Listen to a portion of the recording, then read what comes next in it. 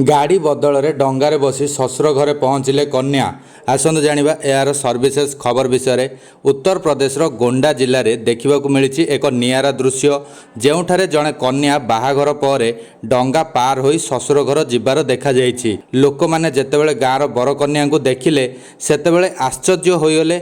जानिबाकु मिली जे घागरा नदी निकटस्थ सटे तरबगंज तहसिल आखपाख अंचल अनेक दिन हब वर्षा हेउछि। एही कारणरू नदी आखपाख समस्त गाँ को बन्या जल आसी जाइछि। एपरी अवस्था लोकंकु बहुत हैरान हेबाकु पड़ुछि। बेओदा बांजा ग्रामर बासिंदा रामकुमार बाहाघर एली परसोली गाँव में होइथिला। बन्या कारणरू रामकुमार बरजात्री डंगारे जाई कन्या पाखरे पहुंचीथिले। रामकुमार निज पत्नी को गाड़ी रे निज घर को नेबाकु चाहुथिले, मात्र वर्षा और बन्या मध्य एपरी होई पारि नथिला।